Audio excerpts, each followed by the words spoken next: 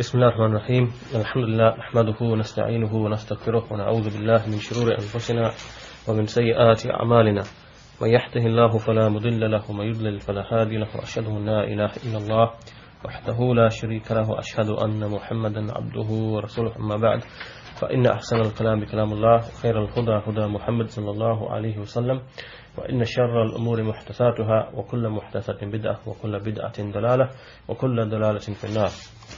The last lesson that we had, we began the second of the 6 places in the Sharia that Shaykh al-Islam Muhammed Ibn Abdul Wahaab rahimahullah discusses, and the Shaykh began by saying that when the Prophet ﷺ, when he began to warn the people against shirk and began to command them with the opposite of shirk, which is tawheed, then those people, those mushrikeen, they didn't actually dislike him for that. They didn't dislike that. Rather, some of them, they even considered it to be something good. And they considered amongst themselves, they even thought to themselves of entering into it. However,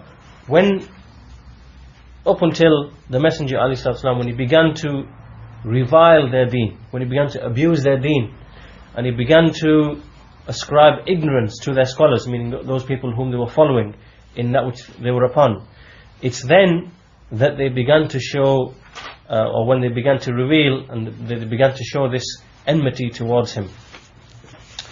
And then this is when they began to say that he's making us to be like stupid, or he's criticizing our religion, and he's reviling our gods, those that we worship. And Shaykh al-Islam Muhammad Ibn Abdul Wahaab went on to say that we know, and it's known, that the Messenger ﷺ, he didn't abuse or revile Isa ﷺ or his mother alayha salam, and nor the angels and nor the righteous people. However, when the Prophet ﷺ, when he mentioned that these people, that they can't, that they're not to be called upon, and that they can't bring about any benefit, and that they can't bring about any harm, then these people treated it as if this was a revilement, or as if this was abuse towards them. So this was the point that the Shaykh began, and then Shaikh Salih al-Fawzaan, he just began to expand upon this point and saying that this is the way of these people, both in the past and in our times, that when you explain to these people, for example, if you were to just say that shirk is evil and tawheed is good, and that you should follow tawheed and that you should abandon shirk, and you just keep it in a general level, that this you make a general type of call like this, then he says that people won't actually oppose you. Rather, they'll be in agreement with you and they'll love you for what you were calling to.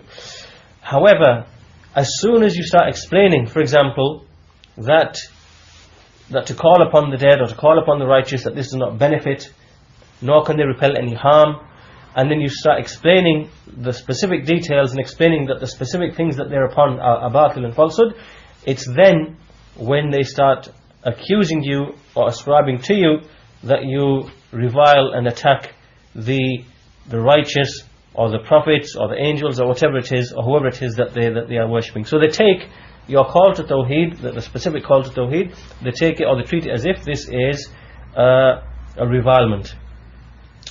And then the people treat this as if, so the people think that what they are upon, of calling upon the dead and building on top of the graves, and calling upon those who are in the graves, they consider this to be respect and veneration of the people whom they are worshipping. And then when they are called away from that, then they treat that to be as if it is a revilement of those whom they worship. So this was generally the point that was made last week. And then to continue from this week, then Shaykh al-Islam Muhammad Ibn Abdul Wahaab, he comes to explain what exactly is the point in this aspect of the seerah that we should understand and learn.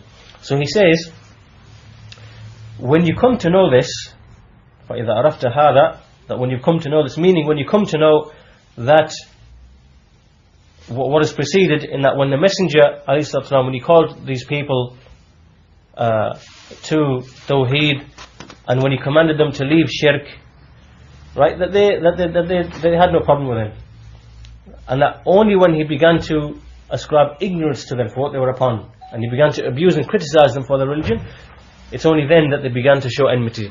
So when you understand this, فَإِذَا عَرَفْتَ هَذَا, when you understand this, then you will come to realize and you will come to know that a person's Islam,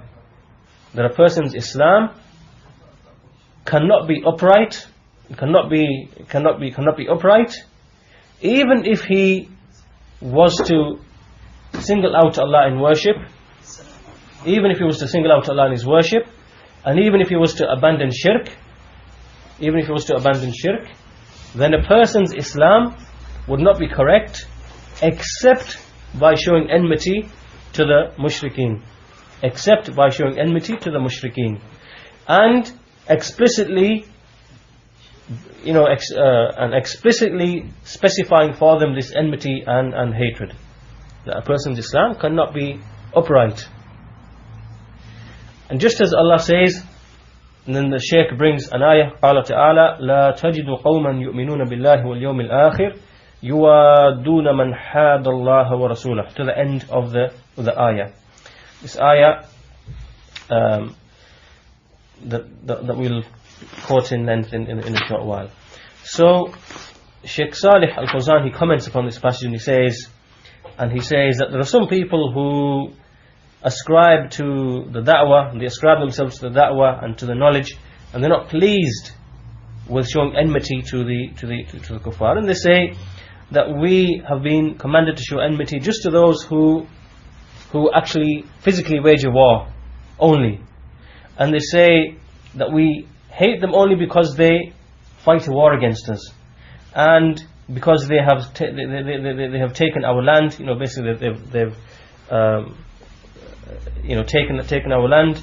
And as for just hating them and showing enmity to them just for the sake of the deen in itself, then no, we don't show enmity towards them for that. And then the Shaykh says, however, Allah the Mighty and Majestic has said, and then he brings the verse, لا تجد قوما يؤمنون بالله واليوم الآخر يوادون من حاد الله ورسوله ولو كانوا آباءهم أو أبناءهم أو إخوانهم أو عشيرتهم. The meaning which is that you will not find the people believing in Allah on the last day showing affection to those who oppose Allah and His Messenger, even if they were their fathers or their sons or their brothers or from their close family relatives. That's Surah Al-Mujadala, the 50th Surah Al-Mujadala, verse 22. Surah 58, verse 22. So the Shaykh comments upon this verse and he says, so Allah didn't restrict this to just those who fight a war alone, to those who are actually involved in fighting and opposing in this manner alone. Rather, he said that the underlying cause of hatred that Allah mentioned in this ayah was that they oppose Allah and the Messenger. So that was the underlying sabab, the underlying cause. Meaning, and then the Shaykh says, and which opposition to Allah and His Messenger is greater than kufr itself? And what opposition is greater than shirk with Allah the Mighty and Majestic? So the Shaykh says it's not permissible to have this affection to the kuffar, any of them. And then he brings some more verses. يا أيها الذين آمنوا لا تتخذوا اليهود والنصارى أولياء بعضهم أولياء بعض. O you who believe, don't take the Yahud and the Nasara as friends and protectors. They are friends and protectors of one another. And, meaning that they are beloved one to another. And then the verse continues, وَمَنْ يَتَوَلَّهُمْ مِنْكُمْ فَإِنَّهُ مِنْهُمْ إِنَّ اللَّهَ لَا يَحْدِي الْقَوْمَ الظَّالِمِينَ. This is Surah Al-Ma'idah, Surah number 5, verse 51. That whoever turns to them, then verily he is amongst them. And verily Allah does not guide a wrongdoing people. And then another verse, لا تتخذوا عدوي وعدوكم أولياء تلقون إليهم بالمودة وَقَدْ كَفَرُوا بِمَا جَاءَكُم مِّنَ الْحَقِّ. Do not take my enemy and your enemy as friends and protectors showing to them affection whilst they have disbelieved in what has come to you of the truth. That's Surah Al-Mumtahina, that is Surah 60 verse number 1. So these are very clear verses which indicate that it's part and parcel of a person's deen, and a part and parcel of a person's deen being upright, that he has this enmity and hatred towards those who oppose Allah and His Messenger. And then he continues, Shaykh al-Islam Muhammed Ibn Abdul Wahaab, and he says that when you have understood this, that when you yourself have understood this well, then you will come to know that many of those who claim to have deen, or who ascribe to the deen and claim the deen, that they don't actually know it. That they don't actually know it. That when you come to realize this, you understand this point and the importance of this, and then you look around, then you will see that many of those who actually claim the deen and claim ascription to the deen, that they don't actually know it themselves.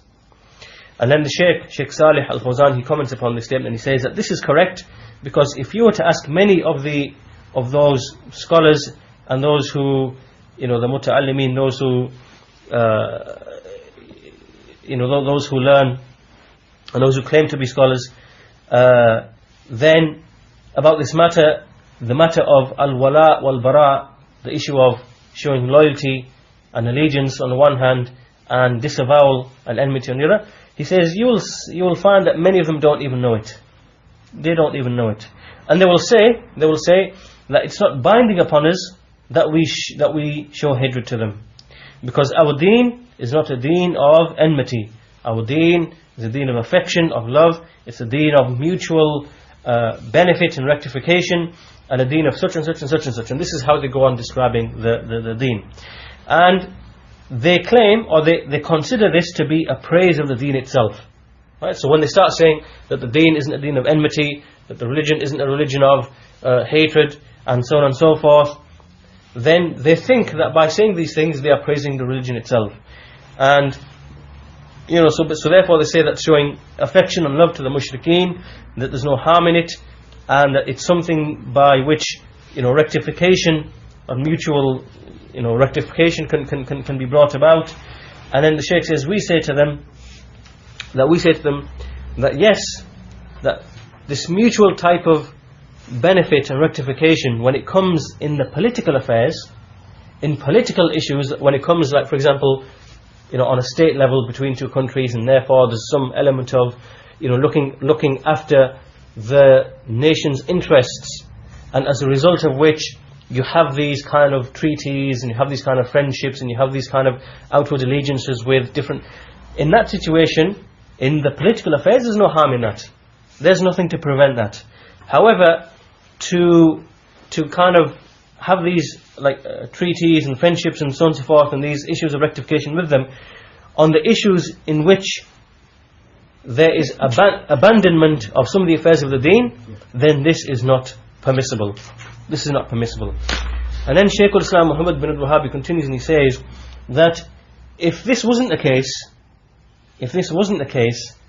then what exactly was the reason that made the Muslims have so much patience on that punishment and that captivity that they were put through, and being struck and beaten, and making hijrah to Abyssinia?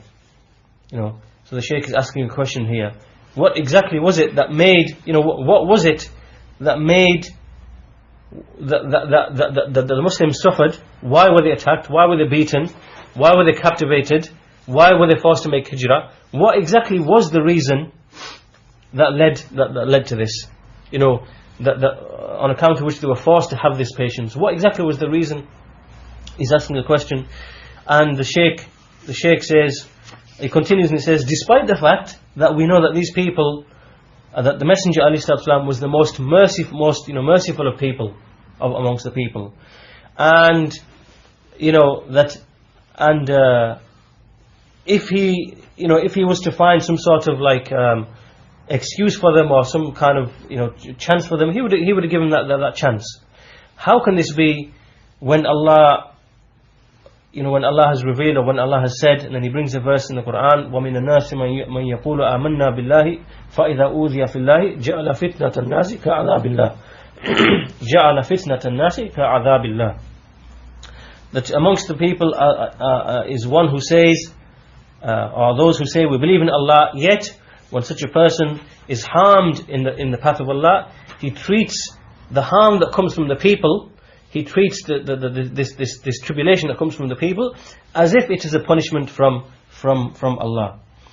So the Shaykh Salih al-Fawzaan, he comments upon these few points, and he says, to explain what the Shaykh means, and he says, what exactly was the reason for which the Muslims were attacked in Mecca? What was the reason? Was it because there were Muslims who were praying and who were fasting? No, that wasn't the reason. That wasn't the reason. Rather, the reason was because they disliked, they hated the kuffar, and they showed enmity towards them, and that they prohibited from shirk with Allah the Mighty and Majestic. This was the reason. However, if they just merely fasted and prayed, and they occupied themselves with dhikr, and they didn't criticize anybody, then none of this would have happened. All of these harms that they went through, and all of this captivity and punishment and being beaten and struck and so on and so forth, none of that would have happened. None of this would have happened, and they wouldn't have been in need of having patience, like the patience that they actually showed. They wouldn't have wouldn't have been in need of having this great patience, because patience is only upon something which is disliked. And then this and also the fact that the fact that the Messenger ﷺ was the most merciful of all of people, if he found like an excuse for them, meaning for the Muslims, if he found an excuse for these Muslims, then he would have allowed them, and he would have made it permissible for them to compromise in some of the affairs of the deen, to withhold from some of the affairs of the deen, in order that this punishment and so on and so forth doesn't actually come to them. That if it had come to this. However, he didn't give them that option. He didn't give them that choice in any of these affairs, despite the fact that he, alayhi salatu wasalam, was Ra'uf and Rahim, that he was very compassionate and very merciful, and if he found the chance or the opportunity and to allow them to not openly proclaim the religion, then he would have given them that opportunity, or he would have made that permissible for them. Rather, we find that Allah, instead of this, we find that Allah revealed a verse, the meaning of which is that we read earlier on, that amongst the people are those who say, we believe in Allah, right? So a person comes and says, I believe in Allah, yet when some sort of trial comes to him, right, a test comes to him, a trial comes to him, and then he's harmed, right? So he's harmed as a result of that test, or as a result of that trial in the path of Allah. What does he do? He says,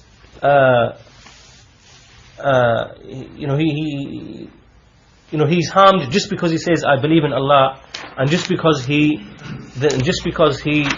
is upon Tawheed, then this person, he turns back from his deen. He turns back from his deen. And he treats it as if this person, like the way his mind is thinking as if that this tribulation that came to me from the people, that in reality is just like is like a punishment from Allah. So meaning that just because I turn to the deen, this is like a punishment that has come to me from Allah. Why am I being punished? Why am I being... So this person, in essence, he can't handle this tribulation, he can't handle this trial, and he treats these harms that come to him as if Allah is punishing him. And so as a result of this, he begins to flee from being harmed from the people. He flees from the harm of the people, and instead, so in essence what he does is, he flees from the harm of the people in the life of this world, and instead he rushes to the punishment of Allah in the hereafter. Meaning because of the tribulation that comes to him, he leaves his deen, and then as a result of which instead he heads towards the punishment of Allah in the hereafter.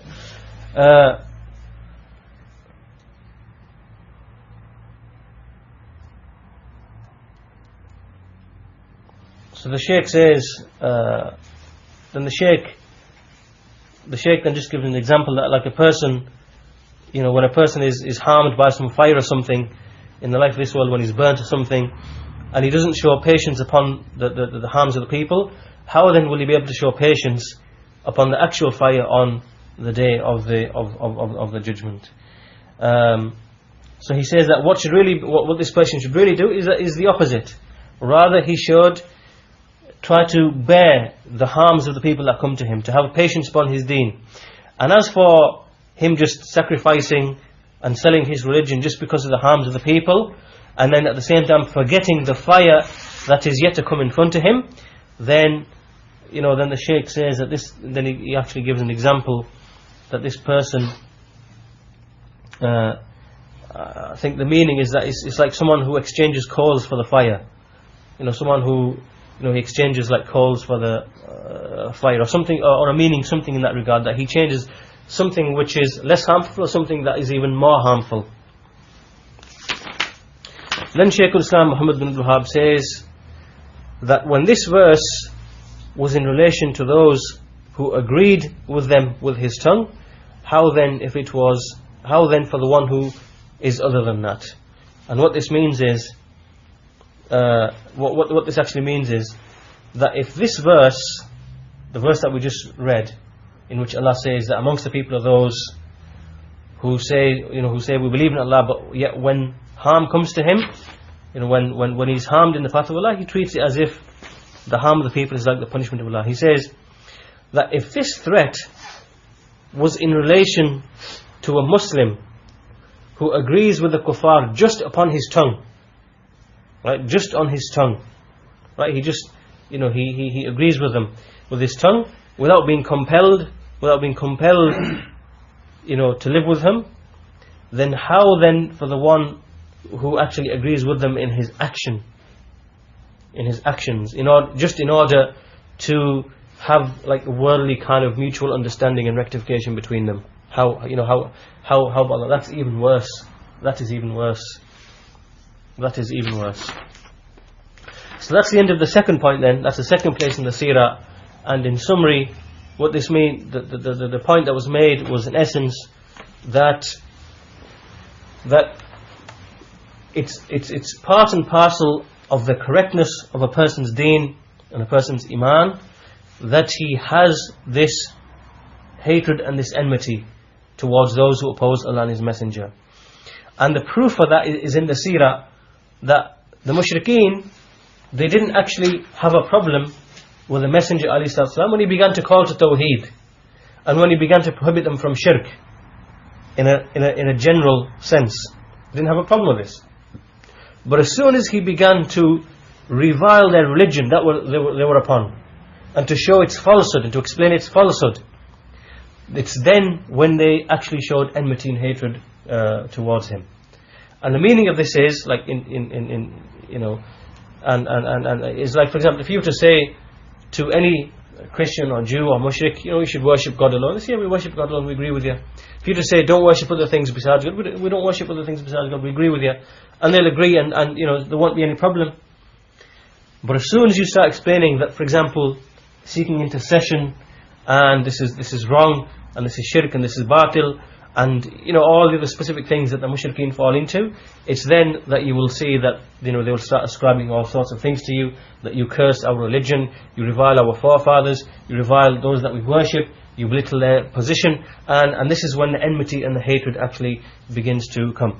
So this shows that it's not possible for a Muslim, a Muslim's deen cannot be upon istiqamah, upon uprightness, except when he expresses and shows this this enmity and this hatred towards them and the deen and what they are upon.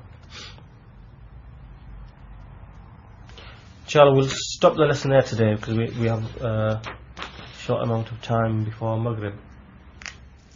How much time is left? 20 minutes. Because the next point is actually, it's like a longish one. If I start it, I'll have to go on for quite a bit. So I don't know if we just finish the point there. Yeah, it's gone on for ages. ages. Yeah, just one point has gone on for pages. So, inshallah, we'll stop the lesson there today, and we'll continue the third point in the next lesson, which inshallah should be in 2 weeks' time, hopefully, 2 or 3 weeks' time, inshallah. But the next point that begins, the third point, is actually quite a lengthy one. If I start it, I'll have to go on for a bit. So we'll just stop there, and inshallah we'll start the third one fresh in the next lesson, inshallah ta'ala. Namaki. Jazakallah khair.